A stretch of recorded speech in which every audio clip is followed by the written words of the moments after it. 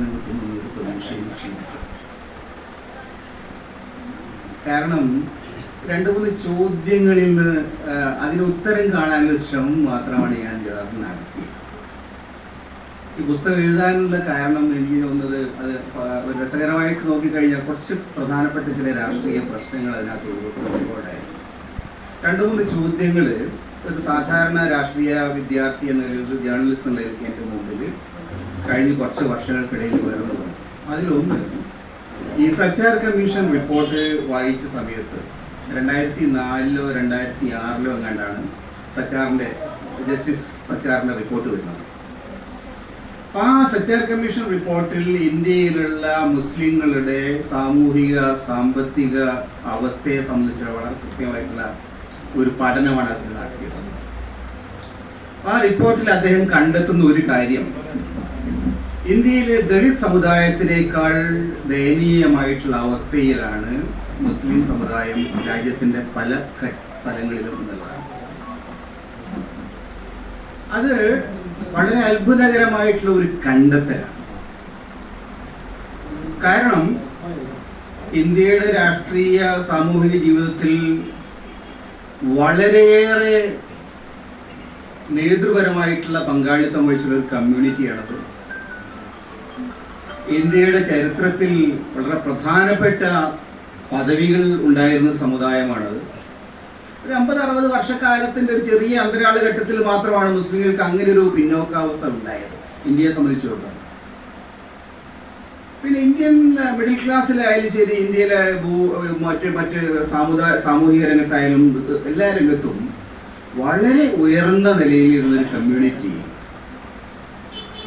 ഒരു ചുരുങ്ങിയ കാലം കൊണ്ട് ദളിത് സമുദായത്തിനേക്കാൾ പിന്നോക്കം പോയ അവസ്ഥ. ദളിത് സമുദായം 5000 കൊല്ലമായിട്ട് അടിച്ചമർത്തപ്പെട്ട കീഴാള സമൂഹത്തിന്റെ ഭാഗമായിട്ട് ഏറ്റവും താഴെ ബോധപൂർവ്വം അടിച്ചമർത്തുന്ന സമുദായം. പക്ഷെ സച്ചാർ പറയുന്നത് അതിനേക്കാൾ മോശമായ അവസ്ഥയിലേക്ക് ഇന്ത്യയിലെ മുസ്ലിം സമുദായം, ഇന്ത്യയിലെ പല സ്ഥലത്തും.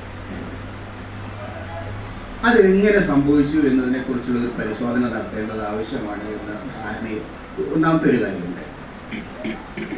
രണ്ടാമത്തെ ഒരു ചോദ്യം, എന്തുകൊണ്ട് ഈ ഒരു അവസ്ഥയിൽ ഇന്ത്യയിലുള്ള മുസ്ലിം കമ്മ്യൂണിറ്റി, ബംഗാളിൽ കേരളത്തെക്കാൾ കൂടുതൽ മുസ്ലിം കമ്മ്യൂണിറ്റി, മുസ്ലിം ജനസംഖ്യാധിഷ്ഠിതമായിട്ട് നോക്കിയാൽ ബംഗാളിൽ ഏതാണ്ട് 30% മുസ്ലിങ്ങളുണ്ട്, അതിനേക്കാൾ കൂടുതലുണ്ടെങ്കിൽ. അതേപോലെ തന്നെ യു പിയിൽ മുസ്ലിം ജനസാമാന്യം എന്നൊരു വളരെ സബ്സ്റ്റാൻഷ്യൽ ആയിട്ടുള്ള ഒരു ജനസംഖ്യയുള്ള ഒരു പ്രദേശമാണ് യു പി പോലുള്ള പ്രദേശം. അങ്ങനെ പല സംസ്ഥാനങ്ങളിലും സത്യസന്ധമായിട്ട് നോക്കിക്കഴിഞ്ഞാൽ മുസ്ലിങ്ങൾ എന്ന് പറയുന്ന സാമൂഹിക വിഭാഗം അവർക്ക് വലിയ ശേഷി നേടാവുന്ന ഒരവസ്ഥ ഉണ്ടായിരുന്നു ഇന്ത്യയിൽ. കാരണം പാർലമെന്ററി പദവികൾ കിട്ടും, കാരണം ഇത്തരം കാര്യങ്ങളൊക്കെ പല നിലയ്ക്കും സാമ്പത്തിക ശേഷിയുള്ളത് ഒരു കമ്മ്യൂണിറ്റി ഉണ്ടായിരുന്നു, വളരെ ഇന്റലക്ച്വൽസ് ഉള്ള ഒരു ലീഡർഷിപ്പ് ഉണ്ടായിരുന്നു. ഒക്കെ ആയിട്ടും അവിടെ എല്ലാം വളരെ പിന്നോക്കം പോവുകയും കേരളത്തിൽ മാത്രമാണ് കാശ്മീർ ഞാൻ ഇതിനകത്ത് ഇതിൽ വിടുന്നില്ല, ഈ പരിശോധന കിട്ടുന്നത് കേരളത്തിൽ മാത്രമാണ് വ്യത്യസ്തമായ ഒരു ചിത്രം നമുക്ക് കാണാൻ കഴിയും. എന്താണ് കേരളത്തെ വ്യത്യസ്തമാക്കി മാറ്റിയത് എന്ന ഒരു ചോദ്യവും വളരെ പ്രധാനപ്പെട്ട ചോദ്യമാണ്. രണ്ടാമത്തെ ഒരു പ്രധാനപ്പെട്ട പ്രശ്നമായിട്ട് എനിക്ക് തോന്നിയത്, ഈ ഒരു പഠനത്തെ കുറിച്ച് ആലോചിക്കുന്ന സമയത്ത് രണ്ടാമത്തെ പ്രശ്നമായിട്ട് എനിക്ക് തോന്നിയത്, കഴിഞ്ഞ ഒരു 100 വർഷത്തിനിടയിൽ ഇന്ത്യയിലെ ഏറ്റവും വലിയ സങ്കീർണമായ വിഷയങ്ങളിലൊന്ന് നമ്മുടെ ദേശീയതയുമായിട്ട് ബന്ധപ്പെട്ട പ്രശ്നം. എന്താണ് ഇന്ത്യൻ ദേശീയത എന്ന് പറഞ്ഞാൽ ഉദ്ദേശിക്കുന്നത്? ഇന്ത്യൻ ദേശീയത അടിസ്ഥാന ധാരയായിട്ട് നിൽക്കുന്ന, ഇന്ത്യൻ ദേശീയതയുടെ അടിസ്ഥാന ധാരയായിട്ട് വർത്തിക്കുന്ന പ്രധാനപ്പെട്ട സ്രോതസ്സുകൾ. ഇന്ത്യൻ ദേശീയത എങ്ങനെയാണ് ഡിഫൈൻ ചെയ്യപ്പെടുന്നത്? അതിനകത്ത് ന്യൂനപക്ഷ വിഭാഗങ്ങൾക്ക് ഉള്ള പങ്കാളിത്തം എന്താണ്? അതായത് ദേശീയത എന്ന് പറയുന്നത് നിർവചിക്കപ്പെടുന്നത് അതാ രാജ്യത്ത് ജീവിക്കുന്ന ഭൂരിപക്ഷം വരുന്ന ആളുകളുടെ സമുദായത്തിന്റെ അടിസ്ഥാനത്തിലാണോ, അല്ല മറ്റെന്തെങ്കിലും അടിസ്ഥാനത്തിലാണോ നമ്മുടെ ദേശീയത വളർന്നു വരുന്നത്? അങ്ങനെയാണെങ്കിൽ എങ്ങനെയാണ് ഭൂരിപക്ഷത്തിന്റെയും ന്യൂനപക്ഷങ്ങളുടെയും സാംസ്കാരികമായിട്ടുള്ള സവിശേഷതകളെ സംയോജിപ്പിച്ചുകൊണ്ട് ഒരു ഒരു ഒരു സവിശേഷമായ ദേശീയ സംസ്കാരം ഉണ്ടാക്കിയെടുക്കുന്നത്. അതിൽ നമ്മുടെ നാട്ടിൽ, പ്രത്യേകിച്ച് കേരളത്തിൽ, മുസ്ലിങ്ങൾ അടക്കമുള്ള മുസ്ലിങ്ങളുടെ ലീഡർഷിപ്പുള്ള ഒരു പാർട്ടി എന്നതിൽ മുസ്ലിം ലീഗിന്റെ ദീർഘകാലത്തെ അധികാര പങ്കാളിത്തം എന്തെങ്കിലും തരത്തിൽ ഇന്ത്യൻ ദേശീയതയെ സംബന്ധിച്ച നമ്മുടെ സങ്കല്പങ്ങൾക്ക് പ്രധാനപ്പെട്ട സംഭാവനകൾ നൽകുന്ന ചില ഘടകങ്ങളുണ്ടോ? ഇങ്ങനെ ചില കാര്യങ്ങളാണ് ഈ പുസ്തകത്തെക്കുറിച്ച് ആലോചിക്കുന്ന സമയത്ത് എൻ്റെ മുമ്പിലുണ്ടായിരുന്നത്. 1921 പിന്നെ 100ാം വാർഷികമാണ് ഈ സന്ദർഭം. ഞാൻ ഈ പുസ്തകത്തെക്കുറിച്ച് ആലോചിക്കുന്ന സമയത്ത് 1921 100ാം വാർഷിക സമയത്ത് മുസ്ലിം കമ്മ്യൂണിറ്റി എവിടെ നിൽക്കുന്നു എന്നൊരു പരിശോധന നടത്താനുള്ള താല്പര്യത്തോടു കൂടിയാണ് ഈ ആരംഭിച്ചത്. അങ്ങനെ പരിശോധിച്ച് വന്ന സമയത്താണ് ഈ ഒരു 2-3 പ്രധാനപ്പെട്ട ചോദ്യങ്ങൾ ഉത്തരം പറയപ്പെടേണ്ടതാണെന്ന് കണ്ടെത്തുകയും അതിനകത്ത് മുസ്ലിം ലീഗ് വളരെ നിർണായകമായിട്ടുള്ള ഒരു പങ്കാളിത്തം വഹിക്കുന്ന പാർട്ടിയാണ് എന്ന ബോധ്യം എനിക്കുണ്ടായിരുന്നു. അതാണ് സത്യാവസ്ഥ. ആണ് ഞാനൊരു മുസ്ലിം ലീഗിന്റെ പുസ്തകം എഴുതി ലീഗുകാരെ കൊണ്ട് വായിപ്പിക്കാമെന്ന് ഒരു താല്പര്യം എനിക്ക് ഉണ്ടായിരുന്നില്ല.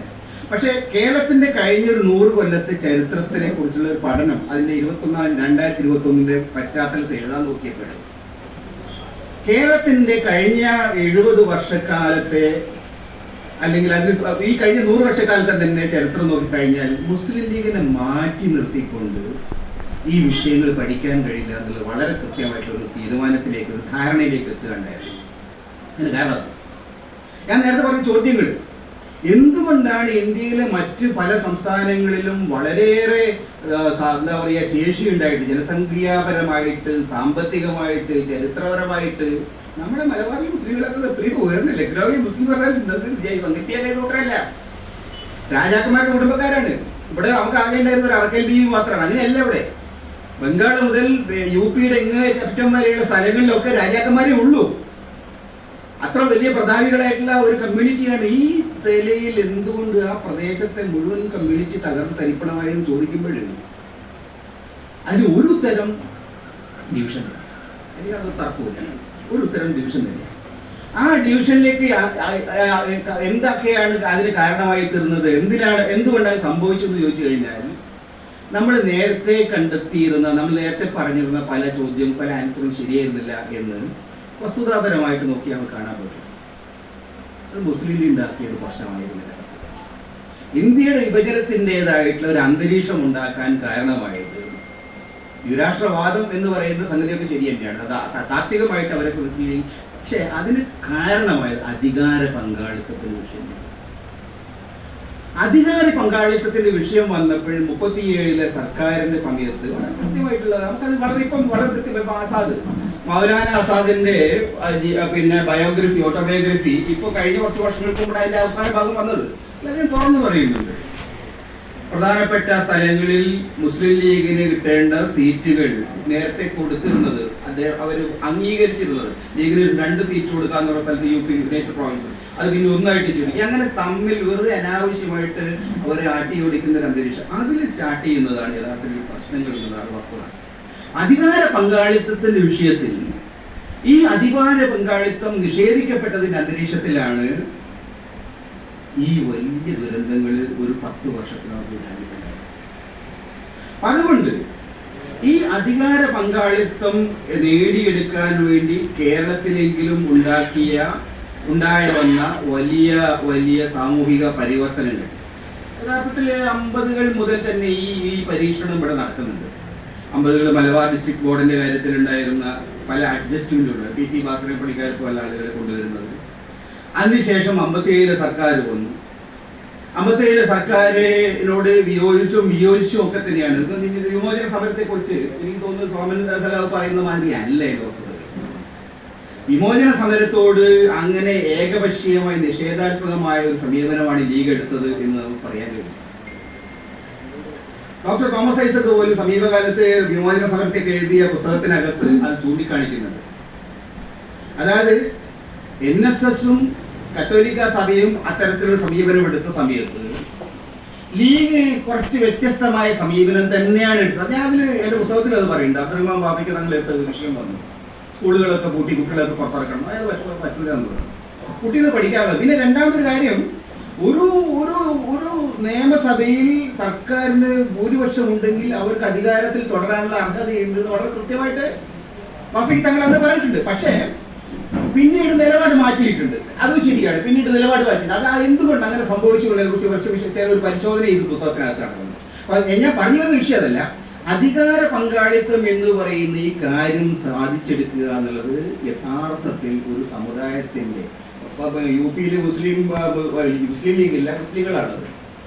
പക്ഷെ ഏതെങ്കിലും ഒരു പാർട്ടിയുടെ പേരിൽ അവർക്ക് അധികാര പങ്കാളിത്തം ഉണ്ടായിരുന്നു ഇതാവില്ലായിരുന്ന സ്ഥിതി. മുസ്ലിം ലീഗ് എന്നുള്ള പേര് പോട്ടെ, ഈ ബംഗാളിൽ മുസ്ലിം ലീഗ് എന്നുള്ള പേരിലല്ല, മുസ്ലിം ലീഗ് ഉണ്ടായിരുന്നു ഓർക്കാനും, മുസ്ലിം ലീഗിന്റെ പേരിലല്ല, വേറെ ഏതെങ്കിലും പേരിൽ മുസ്ലിങ്ങൾക്ക് അധികാര പങ്കാളിത്തത്തിനകത്ത് എത്താൻ കഴിയുമായിരുന്നെങ്കിൽ ഈ ഗതികേടിലെ കമ്മ്യൂണിറ്റി അവിടെ എത്തിച്ചേരുമോ? 35 കൊല്ലക്കാലം അവിടെ ഭരിച്ചത് കമ്മ്യൂണിസ്റ്റ് മാർക്സിസ്റ്റ് പാർട്ടി ആയിരുന്നില്ലേ? ലീഗിന്റെ മുസ്ലിം കമ്മ്യൂണിറ്റിന്റെ കുറച്ച് നേതാക്കന്മാരൊക്കെ അവർക്ക് ഉണ്ടായിരുന്നു. അപ്പൊ ആ അനുഭവങ്ങളിൽ നിന്ന് കാണാൻ കഴിയില്ല യഥാർത്ഥത്തിൽ ഇന്ത്യൻ ദേശീയ ജീവിതത്തിൽ, ഇന്ത്യയുടെ രാഷ്ട്രീയ ജീവിതത്തിൽ വിവിധ സമുദായങ്ങൾക്കിടയിൽപ്പെട്ട വിഭാഗങ്ങൾക്ക് ഉയർച്ച വരണമെങ്കിൽ, അവർക്ക് ഏതെങ്കിലും നിരക്കുന്ന മേധാവിത്വം ഉയർന്നു വരണം, അവർക്ക് അധികാര പങ്കാളിത്തം കിട്ടണമെങ്കിൽ ഐഡന്റിറ്റിയുടെ അടിസ്ഥാനത്തിലുള്ള ഫോർമേഷൻസ് പലപ്പോഴും ആവശ്യമായിട്ട് വരികയാണ്. ഈ വസ്തുതയാണ് ഞാനിത് പറയാൻ കാരണം. ഞാൻ എൻ്റെ രാഷ്ട്രീയ ജീവിതം നോക്കിക്കഴിഞ്ഞാൽ, എൻ്റെ പൊതുജീവിതം നോക്കിക്കഴിഞ്ഞാൽ ഇങ്ങനെയൊരു കണ്ടെത്തലിലേക്ക് എത്തുക എന്നുള്ളത് വളരെ ബുദ്ധിമുട്ടായിരുന്നു. അബ്ലൊക്കെ പറയും, ഞങ്ങളൊക്കെ ചെറുപ്പകാലം മുതലേ മാർക്സിസ്റ്റ് പാർട്ടിക്കാരും മാർക്സിസ്റ്റ് സൈദ്ധാന്തികരുമാണ്. ഞാൻ അടിസ്ഥാന ഒരു മാർക്സിസ്റ്റാണ്. അപ്പോൾ വർഗപരമായിട്ട് വിശകലനത്തോടെ മാത്രമാണ് രാഷ്ട്രീയത്തെ ഞങ്ങളൊക്കെ കണ്ടിരുന്നത്. പക്ഷേ പിന്നീട് നമ്മുടെ ഇന്ത്യൻ രാഷ്ട്രീയത്തെ കുറെ കൂടി ആഴത്തിൽ വിശകലനം ചെയ്യാൻ ശ്രമിച്ച സമയത്ത്, അതിനെ പഠിക്കാൻ ശ്രമിച്ച സമയത്താണ് യഥാർത്ഥത്തിൽ നിങ്ങളുടെ ഐഡന്റിറ്റി എന്ന് പറയുന്നത് നിങ്ങൾക്കൊരു വലിയ കണ്ടകോടാലിയാണ് എന്ന് ബോധ്യപ്പെട്ടത്. അതേപോലെ തന്നെ വേറെ ചില കൂട്ടരെ സംബന്ധിച്ചും ഐഡന്റിറ്റി മാത്രമാണ് അവരെ മുകളിലേക്ക്, ഫുട്ബോൾ തട്ടുന്നവർ മുകളിലേക്ക് തട്ടുന്നത്. അപ്പൊ ആ ഒരു അന്തരീക്ഷം, നിങ്ങളുടെ ജാതീയമോ സാമുദായികമായ അവസ്ഥ, അത് നിങ്ങളെ വളരെ ഉയർത്തരങ്ങളിലേക്ക് പോകാൻ പലപ്പോഴും സഹായിക്കുന്നുണ്ട്. നിങ്ങളുടെ ജാതീയമോ സാമുദായികമായ അവസ്ഥ നിങ്ങളെ എന്താ പറയുക പാതാളത്തോളം കെട്ടിത്താഴ്ത്തുന്ന ഒരു അവസ്ഥ, അതും ഇന്ത്യ രാജ്യത്തുണ്ട്. പിന്നെ അതിൽ നിന്ന് രക്ഷപ്പെടാൻ എന്ത് വഴി? നമുക്ക് വേണമെങ്കിൽ നമ്മുടെ ദേശീയ ജനാധിപത്യത്തിന്റെ ഭാഗമായ അല്ലെങ്കിൽ വർഗ രാഷ്ട്രീയത്തിന്റെ ഭാഗമായ ഏതെങ്കിലും പാർട്ടികളിൽ പോകാം. അങ്ങനെ പാർട്ടികളിൽ പോയി കഴിഞ്ഞാൽ നല്ലതാണ്. ഇപ്പോൾ കോൺഗ്രസിൽ ചേർന്ന് കഴിഞ്ഞാൽ, കോൺഗ്രസിൽ പോയി കഴിഞ്ഞാൽ എന്താവും അവസ്ഥ എന്നുള്ളതിനെ കുറിച്ച് യഥാർത്ഥത്തിൽ ആ സമയത്തൊക്കെ ചർച്ചയുണ്ടായിരുന്നു. ആസാദിനെ പോലുള്ള ആളുകൾ കോൺഗ്രസിലാണ് പോയത്. പക്ഷേ അവസാനം യഥാർത്ഥത്തിൽ നാഷണലിസ്റ്റ് കോൺഗ്രസ് എന്ന പേരിലൊക്കെ അറിയപ്പെട്ടത് കോൺഗ്രസ് പാർട്ടിക്കാർ ഇന്നിപ്പോൾ എവിടെ എത്തി? ആരെങ്കിലും ബാക്കിയുണ്ട്?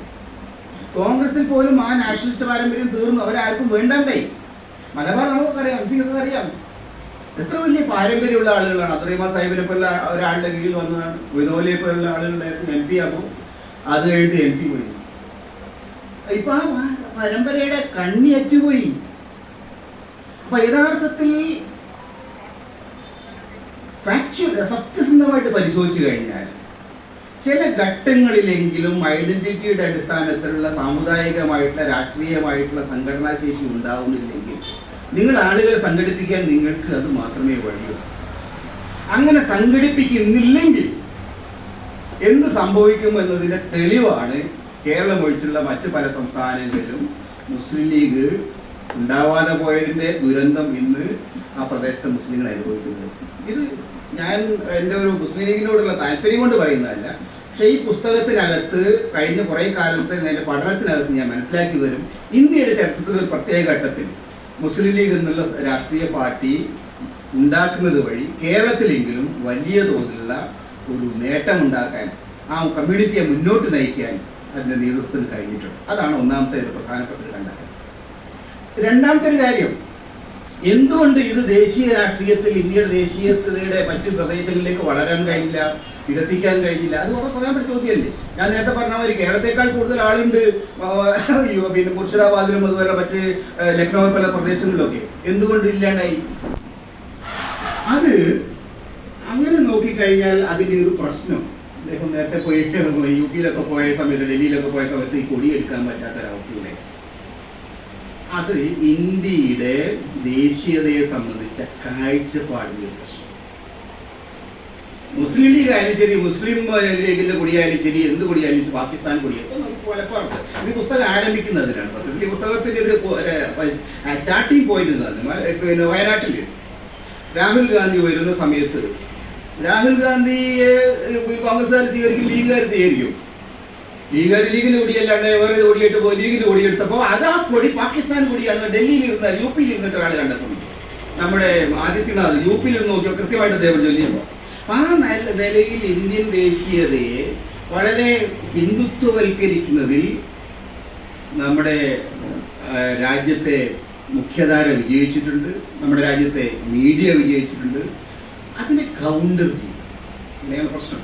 അതങ്ങനെ സംഭവിക്കുന്നത് തെറ്റൊന്നുമില്ല, പക്ഷെ അതിനെ കൗണ്ടർ ചെയ്യുന്നത് വ്യത്യസ്തമായിട്ട് മുസ്ലിം ഐഡന്റിറ്റിയുടെ അടിസ്ഥാനത്തിൽ ഈ രാജ്യത്ത് നമുക്ക് നിലനിൽക്കാൻ കഴിയും. അതേസമയത്ത് നമ്മുടെ മുഖ്യധാരയുമായിട്ട് രാഷ്ട്രീയ സാമൂഹിക ബന്ധങ്ങളിൽ തുല്യതയുടെ അടിസ്ഥാനത്തിൽ ഇടപെടാൻ കഴിയും എന്നുള്ള സന്ദേശം അവിടെ എത്തിക്കുന്നതിൽ നമുക്ക് വിജയിക്കാൻ കഴിഞ്ഞിട്ടുമില്ല. അതായത് മുസ്ലിം ലീഗിനെ സംബന്ധിച്ചിടത്തോളം അതിന് വിജയവുമുണ്ട്, പരാജയവുമുണ്ട്. ആ പരാജയത്തിന്റെ പ്രധാനപ്പെട്ട കാരണങ്ങളിലൊന്ന് ഒരു പക്ഷേ മാത്രം സ്വാതന്ത്ര്യം കിട്ടിയ സമയത്ത്, രാജ്യം ഡിവൈഡ് ചെയ്യപ്പെട്ട സമയത്ത് എല്ലാം പൊട്ടിയും എടുത്തിട്ട് പാകിസ്ഥാനിലേക്ക് പോകേണ്ട വല്ല കാര്യമില്ല. അവിടെ പോകേണ്ട ആളുകൾ അവിടെ പോവുക, അവിടെ പോകാൻ അവിടുത്തെ ഭാഷ അറിയുന്ന കൂട്ടർ, അവിടുത്തെ ഭൂമിയുള്ള ആളുകൾ, അവിടെ ബന്ധുക്കളുള്ള കൂട്ടരെ പോകാൻ മനസ്സിലാക്കാം. ഇതൊന്നും അല്ലാതെ പല സ്ഥലത്തുനിന്നും ആളുകൾ വെട്ടിപ്പെറുക്കി അങ്ങോട്ട് പോയി അവസാനം നമ്മുടെ അയ്യരാമന്തിരി പല വടകരണ്ടായിരുന്നതാണ്, തലശ്ശേരിണ്ടായിരുന്നത്, പുള്ളി അവിടെ പോയി വലിയ നിലയിലൊക്കെ സന്തോഷമായിട്ട് അംബാസിഡർക്കായി, അവിടെ ശ്രീലങ്കയിലെ അംബാസിഡറാക്കി, സൗദിയിലെ അംബാസിഡറാക്കി കഴിഞ്ഞിട്ട് വീട്ടിൽ വന്നപ്പോൾ പുള്ളി കരച്ചിൽ കഴിഞ്ഞു. പിന്നെ കുറച്ചൊരു ആരും നോക്കാനും പറയാനുമില്ല. അപ്പൊ അതായത് നമുക്ക് നമ്മുടെ സമുദായം, നമ്മുടെ സമൂഹം, നമ്മുടെ ഒരു ഭൂമിക, ആ ഭൂമികയിൽ നിങ്ങൾ പറിച്ചു നട്ടാൽ നിങ്ങൾ എത്ര പേരുള്ള ആളാണെങ്കിൽ കുറെ കഴിയുമ്പോൾ നിങ്ങൾ പതുക്കെ വേര് പോവും, അത് പിന്നെ പൊതിലിക്കും, പിന്നെ അത് ഉണങ്ങി പൊതു കമ്പായിട്ട് താഴോട്ട് വീഴും. ആ തരത്തിൽ സംഭവം ഉണ്ടായി. അവിടെയും പ്രശ്നമുണ്ടായി, ഇവിടെയും പ്രശ്നമുണ്ടായി. ഇവിടെ എന്താ പ്രശ്നം? ഇവിടെ ഈ സമൂഹത്തെ മുന്നോട്ട് നയിക്കേണ്ട, ഈ സമൂഹത്തിന് വിദ്യാഭ്യാസം നൽകേണ്ട, ഈ സമൂഹത്തിന് രാഷ്ട്രീയമായിട്ട് പിന്നെ ശക്തി നൽകേണ്ട കൂട്ടരൊക്കെ സ്ഥലം വിട്ട് കളഞ്ഞു. വിദ്യാഭ്യാസമുള്ള കൂട്ടർക്കല്ലേ രാഷ്ട്രീയത്തിൽ ഇടപെടാൻ പറ്റുള്ളൂ, വിദ്യാഭ്യാസമുള്ളവർക്കല്ലേ പൊതുസമൂഹത്തിൽ ഇടപെടാൻ പറ്റുള്ളൂ. അവരെല്ലാം പോയി കഴിയുമ്പോൾ വെള്ളം കെട്ടുന്നവരും വെള്ളം കോരുന്നതും റിക്ഷാവലിക്കാരും മാത്രം ബാക്കി. അവര് ഒരു കാരണവശാലും വിദ്യ അഭ്യസിക്കാൻ തയ്യാറാവില്ല എന്ന് നമ്മുടെ കേന്ദ്ര ഭരണത്തിലിരിക്കുന്ന ആളുകൾ തീരുമാനിക്കുകയും ചെയ്തു. കാരണം എന്തുകൊണ്ടാണ്? അത് ബ്രാഹ്മണിസത്തിന്റെ ഇന്ത്യൻ രാഷ്ട്രീയത്തിൽ ഈ പ്രശ്നത്തെ അഡ്രസ് ചെയ്യുന്നത്, ഇന്ത്യൻ രാഷ്ട്രീയത്തിൽ ഈ അടിസ്ഥാനപരമായ വിഷയത്തെ അഡ്രസ് ചെയ്യുന്നതിൽ മുസ്ലിം ലീഗിന് ഒരുപാട് പ്രധാനപ്പെട്ട എന്താ പറയുക ലെസൺസ്, ചില വളരെ പ്രധാനപ്പെട്ട ലെസൺസ് ഇന്ത്യയിലെ ന്യൂനപക്ഷ സമുദായത്തിന് നൽകാനുണ്ട് എന്നാണ് എനിക്ക് തോന്നുന്നത്. അതിലൊന്ന് എത്രയോ വർഷങ്ങളായിട്ട് ഇപ്പൊ ഈ പിന്നെ ഇവരുടെ വിചാരധാരയുടെയൊക്കെ വിചാരധാര 60കളിലാണ് മലയാളത്തിലേക്ക് ട്രാൻസ്ലേറ്റ് ചെയ്യുന്നത്, ബെഞ്ച് ഓഫ് തോട്ട്സ് ഗോൾവാർക്കറിന്റെ. അപ്പൊ അതിന്റെ അടിയിൽ ട്രാൻസ്ലേറ്റ് ചെയ്ത ആള് അത് അദ്ദേഹം എഴുതിയിരിക്കുന്നത് നമ്മുടെ നാട്ടിലുണ്ട് ഒരു കുട്ടി പാകിസ്ഥാൻ എന്ന് പറയും. പാകിസ്ഥാനിലെ രൂപീകരണത്തെ നമ്മുടെ നാട്ടിൽ കുട്ടി മലപ്പുറം ഉണ്ടായ സമയത്ത്. അപ്പൊ അന്ന് ഉണ്ടായിരുന്നൊരു വലിയ ചർച്ചയായിരുന്നത് മലപ്പുറം ജില്ല എന്ന് പറഞ്ഞ ഉടനടി അതൊരു കുട്ടി പാകിസ്ഥാനാണെന്ന് യഥാർത്ഥത്തിൽ RSSന്റെ സംഘപരിവാരത്തിന്റെ ആളുകൾ മാത്രമല്ല, കേരള നിയമസഭയിലെ ചർച്ചകൾ അതിൽ ഉദ്ധരിക്കുന്നുണ്ട്. കേരള നിയമസഭയിൽ നടന്ന ചർച്ചകളിൽ 67 സർക്കാർ മലപ്പുറം ജില്ല കൊണ്ടുവരുന്നതിനെ എതിർത്ത കമ്മ്യൂണിസ്റ്റുകാരുടെയും അനുകൂലിച്ച കമ്മ്യൂണിസ്റ്റുകാരുടെയും ഡിബേറ്റുകൾ അതിൽ പറയുന്നുണ്ട്.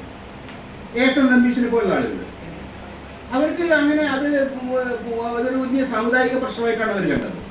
പി ഗോവിന്ദപിള്ള ആളുകൾ നേരെ തിരിച്ച് ഒരു പ്രദേശത്തിന്റെ വികസനത്തിന് അത് ആവശ്യമാണ് നിലപാടെടുത്തത്. പക്ഷേ കൂടുതലായിട്ട് മുസ്ലിങ്ങളെ സംശയത്തോടുകൂടി വീക്ഷിക്കുന്ന ആ രാഷ്ട്രീയ നിലപാടിനാണ് കൂടുതൽ എന്താ പറയുക മേൽക്കൈ ഉണ്ടായത്. ആ നിലപാടുകൾ ഇന്ന് കൂടുതൽ ശക്തി പ്രാപിക്കുകയാണ്. പക്ഷെ അതിനെ കൗണ്ടർ ചെയ്യാൻ പറ്റിയ വളരെ ശക്തമായിട്ടുള്ള ഒരു ഒരു ഒരു ഒരു ലെസൺ മലബാറിന്റെ കാര്യത്തിൽ, കേരളത്തിന്റെ കാര്യത്തിൽ നമുക്ക് ഉണ്ടാക്കിയെടുക്കാൻ പറ്റും. അത് ഇന്ത്യയുടെ മറ്റു പ്രദേശങ്ങളിലൊക്കെ തന്നെ എന്തുകൊണ്ട് മലപ്പുറം ജില്ല രൂപീകരിച്ചതായാലും ശരി, കേരളത്തിലെ ഭരണ സംവിധാനത്തിനകത്ത് മുസ്ലിം ലീഗിന്റെ പങ്കാളിത്തമായാലും ശരി, അത് ഏതെല്ലാം തരത്തിൽ കേരളത്തിന്റെ മൊത്തം വികസനത്തിന് ഗുണം ചെയ്തു എന്നുള്ള കാര്യത്തിലാണ് നമ്മൾ കൂടുതൽ ഊന്നൽ നൽകേണ്ടത്. മുസ്ലിങ്ങൾക്ക് ഗുണം കിട്ടിയെന്നുള്ളതല്ല. മലബാറിലെ മുസ്ലിങ്ങൾക്ക് മാത്രമാണോ, പിന്നെ മലപ്പുറത്തെ മുസ്ലിങ്ങൾക്ക് മാത്രമാണോ അവിടെ ജില്ലയുണ്ടായതുകൊണ്ട് ഗുണം കിട്ടിയത്? അപ്പൊ നമുക്കങ്ങനെ പറയാൻ കഴിയില്ലല്ലോ. അപ്പൊ യഥാർത്ഥത്തിൽ ഇത്തരം കാര്യങ്ങളിൽ ഇന്ന് പ്രചരിപ്പിക്കപ്പെട്ടുകൊണ്ടിരിക്കുന്ന ആ ഒരു ഒരു ഒരു ഒരു ഹിന്ദുത്വ ദേശീയതയുടെ സന്ദേശത്തെ വളരെ ശക്തമായിട്ട് തിരിച്ചടിക്കാൻ പറ്റുന്ന ഒരുപാട് ബദൽ ഉദാഹരണങ്ങൾ നമ്മുടെ രാഷ്ട്രീയ ജീവിതത്തിലുണ്ട്, നമ്മുടെ സാമൂഹിക ജീവിതത്തിലുണ്ട്. അതെല്ലാം കണ്ടെടുക്കാനുള്ള ഒരു ശ്രമം യഥാർത്ഥത്തിൽ ഈ പുസ്തകത്തിൽ ഞാൻ നടത്തുന്നത്. കാരണം ഇത് ഇന്ത്യയുടെ സമൂഹത്തെ, ഇന്ത്യയുടെ രാഷ്ട്രീയത്തെ, ഇന്ത്യയുടെ ജീവിതത്തെ ആകെ ഡിവൈഡ് ചെയ്യുന്ന, നമ്മളെ പരസ്പരം ഭിന്നിപ്പിക്കുന്ന ഒരു ഒരു ഒരു രീതിയിലേക്ക് മാറിക്കൊണ്ടിരിക്കുന്ന അവസ്ഥയാണ്. അതുകൊണ്ട് തന്നെ കേരളം പോലുള്ള സ്ഥലത്ത് ഒരു വലിയ പരിധിവരെ ഇതുണ്ടാക്കിയ സാമൂഹികമായിട്ടുള്ള പുരോഗതി നേട്ടങ്ങൾ അത് കീഴാള വർഗത്തിന് മൊത്തത്തിലുണ്ടായതാണ്. ഞങ്ങളൊക്കെ പഠിച്ചത്, ഞാൻ സത്യം പറയാം, ഞാൻ പഠിച്ചത് കരുമ്പോയിൽ സ്കൂളിലാണ്. അതൊരു മാപ്പിള സ്കൂളാണ്. ഈയിടെ ഒരു ഫേസ്ബുക്കിലൊക്കെ വന്നുകൊണ്ടിരിക്കുന്നത് മാപ്പിള സ്കൂളുകൾക്ക് പേര് വെക്കുന്നത്, അങ്ങനെയാണ് ക്രിസ്ത്യൻ സ്കൂള്, ഹിന്ദു സ്കൂളിലൊക്കെ വെക്കേണ്ടത്. അപ്പൊ ആ തരത്തിൽ മാപ്പിള സ്കൂളുകൾ ഉണ്ടാവാൻ ഇടയാക്കിയ രാഷ്ട്രീയ സാമൂഹിക പശ്ചാത്തലം നമ്മൾ സത്യത്തിൽ അത് പിന്നെ വിശദീകരിക്കപ്പെടേണ്ടതാണ്. എന്തുകൊണ്ടാണ് മാപ്പിള സ്കൂളുകൾ ഒരു പേരിൽ പ്രത്യേകമായിട്ട് സ്കൂളിൽ സ്ഥാപിക്കപ്പെട്ടത്? അപ്പൊ ആ തരത്തിലുള്ള കാര്യങ്ങൾ വെച്ചുകൊണ്ട് നോക്കിക്കഴിഞ്ഞാൽ കേരളത്തെ സംബന്ധിച്ചിടത്തോളം ദീർഘകാലമായ ഈ മാറ്റങ്ങൾ, ഈ വളരെ ചെറിയ മട്ടിലുള്ള ശ്രമങ്ങളിലൂടെയാണെങ്കിൽ പോലും ഒരു കമ്മ്യൂണിറ്റിയെ, ഒരു പ്രദേശത്തെ വളർത്തിയെടുക്കുന്നതിന് മുസ്ലിം ലീഗിന് വഹിക്കാൻ കഴിഞ്ഞ നേതൃത്വപരമായ പങ്ക്, അതെല്ലാം ചരിത്രത്തിൽ മറന്നു പോകാൻ പാടില്ലാത്തതാണ്. ഇത് ചരിത്രത്തിന്റെ എന്താ പറയുക, കാർപ്പറ്റിനടിയിൽ തള്ളപ്പെടാൻ പാടില്ലാത്തതാണ് എന്നൊരു ഒരു കാഴ്ചപ്പാടോടുകൂടിയാണ് ഞാൻ ഈ പുസ്തകത്തിന്റെ പ്രധാനപ്പെട്ട ചാപ്റ്ററുകളൊക്കെ എന്താ പറയുക ഡിസൈൻ ചെയ്ത് കൊണ്ടുവന്നു. അതായത് മുസ്ലിം ലീഗിനെ ഏതെങ്കിലും നിലക്ക് സന്തോഷിപ്പിക്കാൻ അതൊന്നും എൻ്റെ അജണ്ടയിൽ ഒരു കാര്യത്തിലുള്ളല്ല, ഇപ്പോഴും ഇല്ല.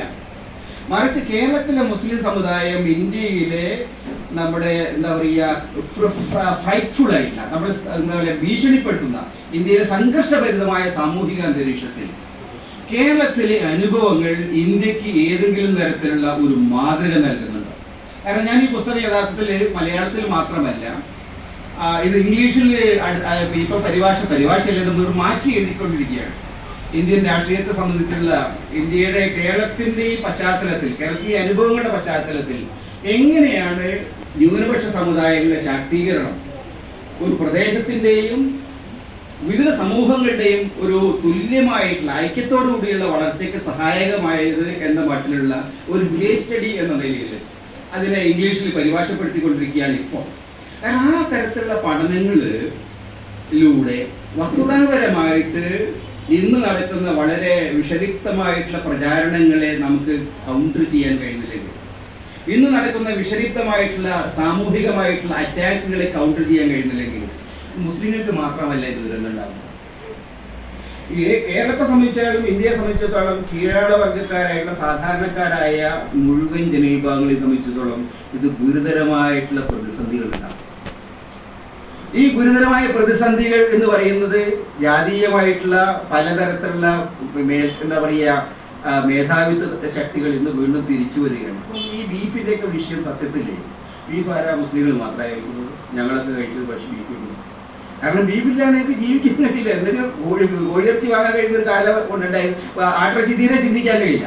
അപ്പം ആ തരത്തിൽ ഓരോ വിഷയങ്ങളിലും സാധാരണക്കാരായ മനുഷ്യരുടെ, കീഴാള വർഗത്തിൽപ്പെട്ട മനുഷ്യരുടെ ജീവിതത്തിന്റെ അടിസ്ഥാനപരമായിട്ടുള്ള എല്ലാറ്റിനെയും ഇല്ലായ്മ ചെയ്യുന്ന, അവരുടെ അവകാശങ്ങൾ ഹനിക്കുന്ന ഒരു പുതിയ രാഷ്ട്രീയം ഉയർന്നു വരുമ്പോൾ അതിന്റെ ആപത്ത് ഇപ്പം നമ്മൾ കാണുന്നതിനേക്കാൾ ഗുരുതരമാണ്.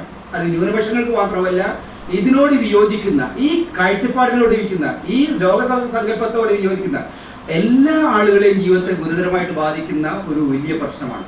അതുകൊണ്ട് ഇതിനെ എങ്ങനെ കൗണ്ടർ ചെയ്യാൻ കഴിയും, ഇതിനെതിരായിട്ടുള്ള ഒരു ഒരു ഒരു ഒരു ഒരു ചരിത്രപരമായിട്ടുള്ള വസ്തുതകൾ നമുക്ക് നിരത്തിയെടുക്കാൻ കഴിയുമോ എന്ന വിഷയത്തിന്റെ അടിസ്ഥാനത്തിലാണ് ഈ പുസ്തകം എഴുതുന്നത്. അതിന്റെ വേറൊരു ഭാഗം കൂടി ഞാൻ പറഞ്ഞ് അവസാനിപ്പിക്കുക, കാരണം ഇതിനെക്കുറിച്ച് വളരെ വിശദമായി ചർച്ച നടന്നു. ഞാൻ എൻ്റെ അനുഭവം കൊണ്ട് പറയുകയാണ്. ഇതില് 70-കൾക്ക് ശേഷമുള്ള ഒരു പീരീഡിനെ കുറിച്ച് നമ്മൾ സത്യത്തിൽ വളരെ ഗൗരവത്തോടെ അറിയണം. 67 മുതലാണ് മുസ്ലിം ലീഗ് യഥാർത്ഥത്തിൽ അധികാരത്തിന്റെ ഭാഗമാകുന്നത്. അതിന് മുമ്പ് സ്പീക്കർ പദവി കിട്ടി. 67 ശേഷം അധികാരം കഴിഞ്ഞു. 70 വളരെ പ്രധാനപ്പെട്ട രാഷ്ട്രീയ കക്ഷി കേരളത്തിൽ 70 മുതലാണ് ഏറ്റവും പ്രധാനപ്പെട്ട പങ്കാളിത്തമായി. 79 ആയപ്പോഴേക്ക് പിന്നെ 79 CH മുഖ്യമന്ത്രി പദവിയിലെത്തി. പക്ഷെ ആ കാലം മുതൽ അധികാരം മുസ്ലിം ലീഗിനെ എങ്ങോട്ട് നയിച്ചു? കൃത്യമായിട്ട് നമ്മൾ ആലോചിക്കുന്നില്ല. മുസ്ലിം ലീഗ് ഈ അധികാരത്തെ ഏത് നിലയിലാണ് പിന്നീട് പ്രയോജനപ്പെടുത്തിയത്? അത് ആലോചിച്ചു കഴിഞ്ഞാൽ പിന്നീടുള്ള 20 വർഷത്തിന്റെ നമ്മുടെ അനുഭവങ്ങൾ നോക്കിക്കഴിഞ്ഞാൽ അതൊരു പിന്നോക്കം പോക്കിന്റെ കാലമാണ് എന്ന് ഞാൻ അതിന്റെ പ്രതീക്ഷിക്കുന്നു. പല കാരണങ്ങളാൽ ഒരു വലിയ പിന്നോക്കം പോക്കാണ് സംഭവിച്ചത്. അധികാരം കൊണ്ട് അധികാരത്തിന്റെ ഭാഗമായിട്ടുള്ള പല നേട്ടങ്ങളുണ്ട്, എല്ലാവരും പറയുക. പക്ഷേ മറ്റ് പല മേഖലകളിലും 70കൾക്ക് ശേഷമുള്ള അധികാരത്തിൻ്റെതായിട്ടുള്ള എന്താ പറയുക മുന്നോട്ട് കുതിക്കാനുള്ള എല്ലാ സൗകര്യങ്ങളും ഒത്തിണങ്ങിയ ഒരു സന്ദർഭം വ്യക്തിഗതമായിട്ടുള്ള താല്പര്യങ്ങളിലേക്ക്, ഗ്രൂപ്പുകളിലേക്ക്, സാമുദായികമായ സംഘർഷങ്ങളിലേക്ക്, ഭിന്നതകളിലേക്ക്, പഴയ ചരിത്രത്തിന്റെ മറവിയിലേക്ക് അതാണ് സംഭവിച്ചത്. നിങ്ങൾ 70കൾക്ക് ശേഷം നോക്കിക്കോളൂ. ഞാനതിന്റെ വിശദാംശങ്ങളിലേക്ക് പോയിരിക്കാൻ നല്ലത്. 70കൾക്ക് ശേഷം 80കളൊക്കെ ആയിക്കഴിഞ്ഞാൽ നമുക്ക് കാണാൻ കഴിയുന്നത് വളരെ കൃത്യമായിട്ട് ഈ രാഷ്ട്രീയ പ്രസ്ഥാനങ്ങളുടെ ലീഡർഷിപ്പ് ചില ആളുകളുടെ കരങ്ങളിലേക്ക് ഒതുങ്ങുന്നതാണ്. രണ്ടാമത്തെ കാര്യം, മുസ്ലിം സമുദായത്തിനകത്ത് തന്നെ അതിന്റെ സാമുദായികമായിട്ടുള്ള പ്രസ്ഥാനങ്ങൾക്കിടയിലേക്ക് പോലും കക്ഷി രാഷ്ട്രീയത്തിൻ്റെതും ഗ്രൂപ്പ് രാഷ്ട്രീയത്തിൻ്റെതുമായ താല്പര്യങ്ങൾ കൂടുതലായിട്ട് സമുദായ സംഘടനകൾക്കകത്തേക്ക് പോലും എത്തിച്ചേരുന്ന ഒരു കാലം കൂടിയാണത്. എന്ന് വെച്ചാൽ അധികാരം ദുഷിപ്പിക്കുന്നു പറയാം.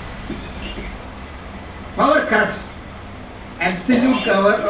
കറപ്റ്റ്സ് അബ്സല്യൂട്ട്ലി എന്ന് പറഞ്ഞ മാതിരി ഈ അധികാരത്തിന്റെ ദൂഷിത വലയങ്ങൾ പിന്നീട് വളരെ വ്യാപകമായിട്ട് സമുദായത്തിന്റെ മറ്റ് പല ഭാഗങ്ങളിലേക്കും പടർന്നു പിടിക്കുന്നത് കാണാൻ കഴിയും. മൂന്നാമതായിട്ട് എനിക്ക് കണ്ടെത്താൻ കഴിഞ്ഞ ഒരു കാര്യം, മറ്റ് കേരളത്തിലെ തന്നെ പിന്നോക്ക സമുദായങ്ങളുമായിട്ട് നമ്മൾ പരിശോധിക്കുമ്പോൾ ഈഴവ തീയ അടക്കമുള്ള സമുദായങ്ങളുമായിട്ട് ആലോചിക്കുന്നത് കമ്പയർ ചെയ്യുന്നത് നമുക്ക് കാണാൻ കഴിയുന്ന ഒരു കാര്യം, 70കൾക്ക് ശേഷം ഗൾഫ് അടക്കമുള്ള മേഖലകളിൽ നിന്നുണ്ടായ വമ്പിച്ച പുരോഗതി, സാമ്പത്തിക ശേഷി, നേട്ടങ്ങൾ, ആ നേട്ടങ്ങളെ സമൂഹത്തിന് പ്രയോജനപ്രദമാകുന്ന മട്ടിൽ ചാനലൈസ് ചെയ്യുന്നതിൽ, ആ നേട്ടങ്ങളെ ഒരു വലിയ കുതിച്ചുചാട്ടത്തിന് സഹായിക്കുന്ന തരത്തിൽ ചാനലൈസ് ചെയ്യുന്നതിൽ മുസ്ലിം ലീഗോ മുസ്ലിം നേതൃത്വമോ വിജയിച്ചിട്ടുണ്ട്. ഞാൻ ഇതിനകത്ത് ഒരു താരതമ്യ പഠനം നടത്തുന്നത് കേരളത്തിലെ ഈഴവ തീയ സമുദായത്തെയും മുസ്ലിം സമുദായത്തെയും, അത് പ്രത്യേകിച്ച് മലബാർ വെച്ചു. അതിനൊരു ഉദാഹരണമായിട്ട് കാണുന്ന 1850കൾക്ക് ശേഷം ബേസൽ മിഷൻ ഈ പ്രദേശത്തൊക്കെ വന്നതിന് ശേഷം, ബേസൽ മിഷൻ മലബാറിൽ വന്നത് 1840കളിലാണ്. 1850കൾ മുതലുള്ള ഒരു 10-50 വർഷക്കാലം ബേസൽ മിഷന്റെ ഇവിടെയുള്ള സാമൂഹിക വിദ്യാഭ്യാസ സാമ്പത്തിക സ്ഥാപനങ്ങളുടെ ബിൽഡിംഗ്, വിദേത്തുകളൊക്കെയുള്ള അങ്ങനെയുള്ള സ്ഥാപനങ്ങളുടെ ബിൽഡിങ്ങിന് ശേഷം അവരോട് യോജിച്ചു നിന്ന തീരദേശത്തുണ്ടായിരുന്ന ഈ കമ്മ്യൂണിറ്റികൾ, ഹിന്ദു സമുദായത്തിലെ തന്നെ പിന്നോക്ക സമുദായക്കാരായ കമ്മ്യൂണിറ്റികൾ, അവർക്ക് ഉണ്ടാക്കാൻ കഴിഞ്ഞ സാമ്പത്തിക നേട്ടങ്ങൾ ഒരു 50 വർഷം കൊണ്ട് അവർക്ക് ഉണ്ടാക്കാൻ കഴിഞ്ഞിട്ടാണ് വിദേശികൾ വന്നിട്ട്. അവിടെ പരിമിതമായ ആളുകൾ മാത്രമേ ഉണ്ടായിരുന്നു. പക്ഷെ അത് നിങ്ങൾ 70കൾക്ക് ശേഷം ഉണ്ടായ ഈ ഗൾഫ് ബന്ധത്തിന്റെ അതിഗംഭീരമായ വിപുലമായിട്ടുള്ള നേട്ടങ്ങളുമായിട്ട് കമ്പയർ ചെയ്യുമ്പോഴേ എനിക്ക് പലപ്പോഴും തോന്നിയിട്ടുള്ളത്, ഞാൻ ഈ പുസ്തകത്തിൽ എഴുതാൻ ശ്രമിച്ചിട്ടുള്ളതും, മുസ്ലിങ്ങൾക്ക് താരതമ്യേന മെച്ചപ്പെട്ട നേട്ടങ്ങൾ ഉണ്ടാക്കാൻ കഴിയും. അതാണ് വസ്തുത. ആ തരത്തിലുള്ള സെൽഫ് ക്രിട്ടിക്കൽ ആയിട്ടുള്ള ചില പരിശോധനകൾ നടത്തേണ്ടതാണ്. എന്തുകൊണ്ടത് സംഭവിച്ചു എന്ന് ചോദിച്ചു കഴിഞ്ഞാൽ, സമുദായ താല്പര്യത്തിന് പകരം മറ്റു താല്പര്യങ്ങളിലേക്ക് പതുക്കെ കാര്യങ്ങൾ നീങ്ങിയിട്ടുണ്ട് എന്നതായിരുന്നു. പക്ഷെ ഇതൊക്കെ ഈ അവസ്ഥ മാറി മറിയുന്ന സ്ഥിതി വരുന്നത് എപ്പോഴാണ്? വീണ്ടും ഒരു തരത്തിലുള്ള ശക്തമായിട്ടുള്ള ഒരു പുതിയ റിസർച്ചൻസ് എപ്പോഴാണ് വരുന്നത്? അത് വരുന്നത് 90കൾക്ക് ശേഷമുള്ള കാലത്താണ്. ചരിത്രത്തിലൊരു പ്രധാനപ്പെട്ട പാഠമാണ് ചാലഞ്ച് ആൻഡ് റെസ്പോൺസ്. ടോയിൻബിയുടെ തിയറിയാണ്, വലിയ ഹിസ്റ്റോറിയാണ് ടോയിൻബി. അതേപോലെ ഒരു ചാലഞ്ച് ഉണ്ടെങ്കിൽ അതിനൊരു റെസ്പോൺസ് ഉണ്ടാകും. ഒരു സമൂഹത്തിനെ സംബന്ധിച്ചുള്ള ഒരു ചാലഞ്ച് വരുമ്പോഴേ അതിനോടാണ് റെസ്പോണ്ട്. ഈ ചാലഞ്ച് ആൻഡ് റെസ്പോൺസ് നോക്കിക്കഴിഞ്ഞാൽ 90കളിൽ വന്ന, പ്രത്യേകിച്ച് ബാബരി മസ്ജിദിന് ശേഷം വന്ന അതിശക്തമായൊരു ചാലഞ്ച്, ഈ ചാലഞ്ചിനോട് എങ്ങനെ റെസ്പോണ്ട് ചെയ്യണം, എങ്ങനെ അതിനോട് പ്രതികരിക്കണം എന്നത് വലിയ തോതിലുള്ള ഒരു ഇന്റേണൽ ആയിട്ടുള്ള ഡിബേറ്റിന് മുസ്ലിം സമുദായത്തിനകത്ത് കാരണമായിട്ടുണ്ട്. പല പല കാരണങ്ങളാൽ അത് വലിയൊരു ഒരു ഉണർത്ത്, എന്താ പറയുക, ഒരു ഉണർത്തുമായിട്ടാണ്, വളരെ ശക്തമായിട്ടുള്ള ഒരു ഉറക്കത്തിൽ നിന്ന് ഞെട്ടിക്കഴിഞ്ഞ അനുഭവമാണ്. അപ്പം അതിനുശേഷം നമ്മൾ നോക്കിയാൽ 90കൾക്ക് ശേഷം നോക്കിക്കഴിഞ്ഞാൽ രാഷ്ട്രീയ രംഗത്ത് മാത്രമല്ല, മുസ്ലിം ലീഗിനകത്ത് വലിയ ക്രൈസിസ് വരുന്നത് അതാണ്. മുസ്ലിം ലീഗിന് വലിയ ക്രൈസിസ് വരുന്ന ഇന്റേണൽ ഡിബേറ്റ് നന്നായിട്ട് വരുന്നുണ്ട്. അതിനുശേഷം സാംസ്കാരിക രംഗത്ത്, ചിന്താരംഗത്ത്, യുവരംഗത്ത്, എല്ലാ രംഗങ്ങളിലും വലിയ മാറ്റങ്ങളാണ് കാണാൻ കഴിയുന്നത്. ഇപ്പം ഡോക്ടർ അഷ്റഫ് പറഞ്ഞു, ഒരുപാട് പുതിയ ചിന്തകരെ കുറിച്ച് പറഞ്ഞു. അപ്പം ദളിത് കമ്മ്യൂണിറ്റിയിലാണ് ഏറ്റവും കൂടുതൽ ചിന്തകർ വന്നിട്ടുള്ളത്. അതേ ശരിയാണ്, ദളിത് കമ്മ്യൂണിറ്റിയിലെ പോലെ തന്നെ ചിന്തകർ വന്നിട്ടുള്ളത് പിന്നൊന്ന് മുസ്ലിം കമ്മ്യൂണിറ്റിയിലാണ്. എഴുത്തുകാരായിട്ടുള്ളതായാലും ശരി, പുതിയ സാംസ്കാരിക പ്രവർത്തകരായാലും ശരി, പുതിയ ചരിത്രകാരന്മാരായാലും ശരി, അങ്ങനെ സാമൂഹിക ശാസ്ത്രത്തിന്റെയും ചരിത്രത്തിന്റെയും ദർശനത്തിന്റെയും മേഖലകളിൽ, സമൂഹത്തെ മുന്നോട്ട് നയിക്കുന്ന മേഖലയിലൊക്കെ തന്നെ 90കൾക്ക് ശേഷം, പ്രത്യേകിച്ച് 2000 ആണ്ടിന് ശേഷം വലിയൊരു കുതിച്ചാട്ടം വന്നിട്ടുണ്ട്. ഇപ്പൊ നോർത്ത് ഇന്ത്യയിലെ യൂണിവേഴ്സിറ്റികളിൽ, പല പ്രധാനപ്പെട്ട യൂണിവേഴ്സിറ്റിയിലൊക്കെ കുട്ടികൾ എത്തുന്നുണ്ട്. എന്തുകൊണ്ട് എത്തുന്നു? 70കളിൽ എത്തേണ്ടതല്ലേ? 70കൾ മുതൽ സാമ്പത്തിക ശേഷി ഇല്ലാത്തതായിരുന്നില്ല. കാരണം ഈ തരത്തിലുള്ള ചിന്തയുണ്ടായിരുന്നില്ല. സമൂഹത്തിൽ മുന്നോട്ട് പോകണമെങ്കിൽ ഈ തരം ആശയങ്ങൾ പ്രധാനമാണ്. ആശയങ്ങളിലാണ് സമൂഹം വളരുന്നത്, വിദ്യയിലാണ് വളരുന്നത്, പണത്തിലല്ല. അതിന് മുമ്പ് എന്താ സ്ഥിതി? ഡോക്ടർ ഒരു പകരം ആദ്യം കിട്ടുന്ന പൈസ 50 ലക്ഷം 50 ലക്ഷം MBBS ചേർന്നു, അല്ലെങ്കിൽ എഞ്ചിനീയറിംഗിന് ചേർന്നു. ഇങ്ങനെ പണം കിട്ടുന്ന മേഖല, പണം കൊയ്തെടുക്കൽ മാത്രമാണ് യഥാർത്ഥത്തിൽ കുടുംബജീവിതത്തിന്റെ അർത്ഥം.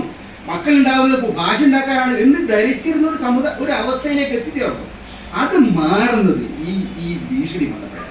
ഇതിന്റെ അടിത്തറ തകർന്നു എന്ന് 92-ൽ ബോധ്യമായപ്പോഴാണ് ഇനി എന്താണ് വഴി, ഇനി എങ്ങനെ മുന്നോട്ട് പോകും, അതിന് ആശയങ്ങൾ വേണം, ചിന്തകൾ വേണം, സാംസ്കാരികമായ രംഗത്ത് പ്രവർത്തിക്കണം. ഇതൊരു സാംസ്കാരികമായ വെല്ലുവിളിയാണ് ഇന്ത്യയിൽ നിന്നുള്ളത്. ഇന്ത്യൻ ദേശീയത സംബന്ധിച്ചത്, ഇന്ത്യൻ ദേശീയത എന്ത് എന്നതിനെ കുറിച്ചുള്ള പ്രശ്നമായിട്ടുള്ള ഇന്ത്യൻ ദേശീയത ഞങ്ങൾ നിശ്ചയിക്കുമെന്ന് RSS ഹിന്ദു സംസ്കാരവും പറയുന്നു. എന്നാൽ നമ്മുടേത് അങ്ങനെയല്ല. നമ്മുടേത് ഒരു കോമ്പസിറ്റ് കൾച്ചറാണ്, നമ്മുടേത് ഒരു സങ്കര സംസ്കാരമാണ്.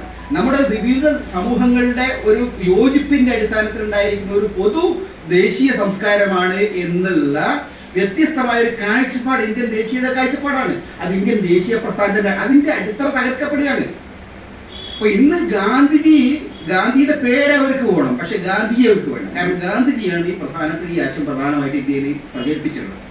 ആ ഒരു അവസ്ഥയിൽ ഇപ്പൊ നമ്മൾ കാണുന്നത് 90കൾക്ക് ശേഷം, പ്രത്യേകിച്ച് 2000-ത്തിന് ശേഷം വളരെ വ്യാപകമായിട്ടുള്ള പുതിയ ആലോചനകൾ വരുന്നുണ്ട്, പുതിയ ചിന്തകൾ വരുന്നുണ്ട്, പുതിയ മാറ്റങ്ങൾ വരുന്നുണ്ട്. ആ മാറ്റങ്ങൾ മുസ്ലിം സമുദായത്തിനകത്ത്, മുസ്ലിം രാഷ്ട്രീയത്തിലൊക്കെ വലിയ എന്താ പറയുക മാറ്റങ്ങൾക്ക് ഇടയാക്കുന്നുണ്ട്. അപ്പൊ അത് ഇനിയുള്ള കാലത്ത് വളരെ വലിയ വിപുലമായിട്ടുള്ള എന്താ പറയുക മാറ്റങ്ങൾക്കും പുതിയ ഒരു സമൂഹ സൃഷ്ടിക്കും ഇടയായിത്തീരുന്ന കാര്യത്തിൽ എനിക്കൊരു സംശയവുമില്ല. അത് കേരളത്തിലെ എല്ലാ സമുദായങ്ങൾക്കും ഗുണം ചെയ്യണം. ഇത് ഒരു കാര്യം കൂടി ഞാൻ പറയാം. 21-നെ കുറിച്ച് ഇപ്പൊ ആരും പറയാത്തൊരു വിഷയമുണ്ട്. കേരളത്തില് നമ്മൾ ഈ ഭൂപരിഷ്കരണത്തെ കുറിച്ച് പറയുന്നത്, കേരളത്തിലെ ഭൂപരിഷ്കരണത്തിന്റെ യഥാർത്ഥ കാരണം എന്താ? ആളുകൾ പറയും ഒഞ്ചിയത്ത് സഖാക്കളെ വെടിവെച്ചു കൊണ്ടു, പിന്നെ തില്ലങ്കേരിയിൽ അവിടെ, അപ്പൊ അങ്ങനെ സംഗതി അവിടെയൊക്കെ സംഭവം നടന്നത് വലിയ സംഘർഷ സമരങ്ങളാണ്. ആ കർഷക സമരങ്ങളാണോ കേരളത്തിലെ ഭൂപരിഷ്കരണ പ്രസ്ഥാനത്തിന് യഥാർത്ഥ കാരണമായത്? 37-ൽ, ഇതൊക്കെ 40കളിൽ നടക്കുന്നതാണ്, 37-ൽ രാജാജി സർക്കാരിന്റെ കാലത്താണ് കുട്ടിക്കൃഷ്ണമേനോൻ കമ്മീഷനെ വെക്കുന്നത്. അതിൽ EMS ഒരുപാട് മെമ്പറാണ്. ആ സർക്കാരിന്റെ കാലം മുതൽ അതിന് തൊട്ട് മുമ്പാണ് ലോഗൻ, അദ്ദേഹത്തിന് വളരെ പ്രശസ്തമായ റിപ്പോർട്ട് എഴുതുന്നത്. ലോഗൻ, TL സ്ട്രേഞ്ച് എന്ന് ഈ രണ്ട് പ്രധാനപ്പെട്ട ആളുകളുടെ റിപ്പോർട്ടുകൾ അതിന് മുമ്പാണ് വരുന്നത്. ആ റിപ്പോർട്ടുകൾ വരാൻ കാരണം 40കളിലെ കർഷക പ്രക്ഷോഭമാണ്. ആ റിപ്പോർട്ടുകളുടെ അടിസ്ഥാനത്തിലാണ് കുട്ടിക്കൃഷ്ണമേനോൻ കമ്മീഷൻ റിപ്പോർട്ട് എഴുതുന്നത്. EMS ഒരുപാടിന്റെ പിന്നെ പ്രധാനപ്പെട്ട കുറിപ്പ് അതിനകത്തുണ്ട്. അതാണ് പിന്നീട് 50കളിലെ 57-ലെ ഈ ലാൻഡ് റിഫോം വലിയ കാരണം. അതിനകത്ത് തീർച്ചയായും 40കളിലെ സമരമുണ്ട്. പക്ഷെ അതിന്റെ അടിത്തറ 21-ലാണ്. അപ്പൊ 21-ൽ മലബാർ കേരളത്തിൽ വരായിരിക്കും. 57 ബില്ലിന് ആധാരമാവുന്ന രാഷ്ട്രീയമായിട്ടുള്ള സാമൂഹികമായിട്ടുള്ള പ്രക്ഷോഭങ്ങളുടെ തുടക്കം തെക്കേ മലബാറിലാണ്, വടക്കേ മലബാറിലല്ല. വടക്കേ മലബാറിൽ സമരങ്ങൾ 40കളിൽ ഉണ്ടായിട്ടുണ്ട്, കർഷക പ്രസ്ഥാനം, കർഷക തൊഴിലാളി പ്രസ്ഥാനം ഉണ്ടായിട്ടുണ്ട്. പക്ഷേ 20കളിൽ വളരെ ശക്തമായിട്ട് ജന്മിത്വത്തിനെതിരായിട്ട് നടന്ന സമരത്തിന്റെ അനുഭവങ്ങളാണ് ബ്രിട്ടീഷ് സർക്കാരിനെയും പിന്നീട് വന്ന 37 സർക്കാരിനെയും അതിനെക്കുറിച്ച് ഇപ്പോൾ ചിന്തിക്കാൻ പറയുന്നത് അതിനടിസ്ഥാന റിപ്പോർട്ട് ഉണ്ടാക്കിയത്. അതാണ് കേരളം പിന്നീട് സ്വാതന്ത്ര്യത്തിന് ശേഷം വന്ന സർക്കാർ, പ്രത്യേകിച്ച് കമ്മ്യൂണിസ്റ്റ് പാർട്ടി സർക്കാരും പിന്നീട് സർക്കാരും ഇപ്പോൾ CH അച്യുതമേനോൻ അടക്കമുള്ള സർക്കാർ നടപ്പിലാക്കിയത്. ആ തരത്തിൽ നമ്മുടെ സമൂഹത്തിന്റെ ഇന്നത്തെ വളർച്ചയ്ക്കിടയാക്കിയ നമ്മൾ ഇന്ന് അനുഭവിക്കുന്ന പ്രധാനപ്പെട്ട ജനാധിപത്യ അവകാശങ്ങൾ, സാമൂഹിക അവകാശങ്ങൾ, ഇതിനൊക്കെ ആധാരമായിരിക്കുന്ന വളരെ ദീർഘകാല പാരമ്പര്യങ്ങളും ദീർഘകാലത്തെ സമരങ്ങളും പ്രക്ഷോഭങ്ങളും അതിൻ്റെ ഭാഗമായി പീഡനങ്ങളും അനുഭവിച്ചിട്ടുള്ള ഒരു സമൂഹത്തെക്കുറിച്ച് വസ്തുനിഷ്ഠമായിട്ട് നമ്മൾ പരിശോധിക്കാൻ തീരണം. അവർ വസ്തുനിഷ്ഠമായി വിലയിരുത്തണം എന്നുള്ള ഒരു പരിശോധനയുടെ ഒരു കണ്ടെത്തലിൻ്റെ അടിസ്ഥാനത്തിലാണ് ഞങ്ങൾ അടക്കമുള്ള ആളുകൾക്ക് നേട്ടം കിട്ടി. ഞങ്ങളൊരു കർഷക എന്താ പറയുക, ഒരു കുടിയാൻ കുടുംബത്തിൽപ്പെട്ട ആളാണ്. ഞങ്ങൾക്ക് ഭൂമിയൊക്കെ ഇങ്ങനെ തരില്ല. അപ്പം അതുകൊണ്ട് ഞങ്ങൾക്ക് വിദ്യാഭ്യാസം കിട്ടിയതുകൊണ്ട് ഞാൻ പറഞ്ഞില്ല, മാപ്പിള സ്കൂളാണ് പഠിച്ചത്.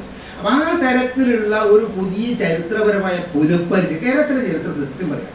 കേരളത്തിലെ ഒരു വലിയ വിഷയം ഞാൻ പറയാം. അദ്ദേഹം ഒരു മുസ്ലിം ചരിത്ര, പക്ഷെ അദ്ദേഹത്തെ ലീഗ് ചരിത്രകാരൻ വേറെ ആരും അദ്ദേഹം MC വാടക ചരിത്രകാരൻ ആരും അറിയില്ല. അദ്ദേഹം ലീഗുകാരനാണ്. CK കരീം ഈ പ്രശ്നം ഡോക്ടർ CK കരീം വലിയ ചരിത്രകാരനാണ്. പക്ഷെ ഡോക്ടർ CK കരീം അയാൾ മുസ്ലിമാണ്. എനിക്ക് അനുഭവിച്ചു. ഞാൻ അതുള്ളതാണ് പുറത്തും പണ്ട് കാലിക്കറ്റ് യൂണിവേഴ്സിറ്റിയിൽ ചരിത്ര സെമിനാർ നടത്തിയപ്പോൾ ഡോക്ടർ KN പണിക്കർ വന്നു, മൈക്കൽ തിരകർ വന്നു, ഡോക്ടർ MGS വന്നു, ഡോക്ടർ BK ഗോപാലൻകുട്ടി വന്നു, എല്ലാവരും വന്നു. കരീമും വന്നു. കരീമിനൊരു താമസിക്കാൻ ഗസ്റ്റ് ഹൗസിൽ ഒരു റൂം അവസാനം കിട്ടിയത് അന്ന് ജലീൽ സാഹിബ് അവിടെ വീസി ആയതുകൊണ്ട്, അല്ലെങ്കിൽ മൂപ്പർക്ക് അവിടെ റൂം കിട്ടും. ഇതാണ് സത്യാവസ്ഥ. ചരിത്രകാരനാണ്. പക്ഷെ ചരിത്രകാരനാവണമെങ്കിൽ മേനോനാവണമെന്നുള്ളൊരു കാലത്തെ നമ്മുടെ ചരിത്രത്തിൽ ഒരു പ്രത്യേകത അതല്ലാത്ത ഒരു ചരിത്രകാരനുമില്ല. ഞാൻ ജാതി പറയില്ല, പക്ഷെ കേരള ചരിത്രം പൂർണ്ണമായിട്ട് നിയന്ത്രിച്ചിരുന്നത് അന്ന് മാത്രം ഇന്നും കേരള ചരിത്രത്തിലെ എല്ലാ പ്രധാനപ്പെട്ട എന്താ പറയുക ഔദ്യോഗിക ജിഹ്യോകളും അങ്ങനെയാണല്ലോ. Official sportsman of Kerala history MGS അവർ തട്ടിക്കളഞ്ഞു. ഒരു മേനോനാണെങ്കിലും പാവം അയാൾ ഇവരൊരു ആളല്ലാത്തതുകൊണ്ടാവട്ടെ. ബാക്കി ഈ മുഴുവൻ ആളുകളും ഈ ഒരു പ്രത്യേക സാമുദായിക ധാരയിൽ വരുന്നതാണ്. അപ്പം അതുകൊണ്ട് അതിന് പുറത്തുള്ള ആളുകൾക്ക് ചരിത്രം ഉണ്ടെങ്കിലും ചരിത്രത്തിന്റെ ഒഫീഷ്യൽ രേഖകളിൽ വരൂല. നിങ്ങൾ ഈ അത്രാണ്. അപ്പം അത് മാറണം. അതല്ലാത്ത കൂട്ടരും ഈ ഭൂമിയിലുണ്ട്. അവരാണ് ഭൂരിപക്ഷം. അവരാണ് ഇവിടെ അധ്വാനിച്ചത്, അവരാണ് ഇവിടെ പണിയെടുത്തത്, അവരാണ് സമരം ചെയ്തത്, അവരാണ് ത്യാഗങ്ങൾ സഹിച്ചത്. അപ്പം അവൻ്റെ ചരിത്രവും അവൻ്റെ ജീവിതവും നമ്മുടെ മുഖ്യധാരയുടെ ഔദ്യോഗിക ചരിത്രത്തിൻ്റെ ഭാഗമായിട്ട് വരിക എന്നുള്ളത് വളരെ പ്രധാനമാണ്. ആ ഒരു ശ്രമം കൂടി, അത്തരത്തിലൊരു ശ്രമം കൂടി ഇതിനകത്ത് ഇൻവോൾവ് ആയിരുന്നു. ആ തരത്തിലുള്ള അനുഭവങ്ങളുടെ പശ്ചാത്തലത്തിലാണ് ഞാൻ എഴുതിയത്. ഏതായാലും ഇത് വലിയ തോതിൽ ചർച്ചയായിട്ടുണ്ട്, വലിയ തോതിൽ ആളുകൾ വായിക്കുന്നുണ്ട്. വളരെ സന്തോഷമുണ്ട്. ധാരാളം കോപ്പികളും ജനവാദമുള്ള സത്യം പറഞ്ഞത്. അപ്പോൾ ഏതായാലും ഈ ചർച്ച ഇതിനെ എന്നെ ക്ഷണിച്ചതിൽ ഇവിടെ നടത്തിയതിൽ എനിക്ക് വലിയ സന്തോഷമുണ്ട്, നന്ദിയുണ്ട്. ഈ പരിപാടിയിൽ പങ്കെടുക്കാനിടയായതിൽ ഞാൻ എൻ്റെ കൃതജ്ഞത അറിയിക്കുകയാണ്. എന്തെങ്കിലും ചോദ്യങ്ങളുണ്ടെങ്കിൽ അതിനോട് മറുപടി പറയാനും എനിക്ക് താല്പര്യമുണ്ട്. നമസ്കാരം.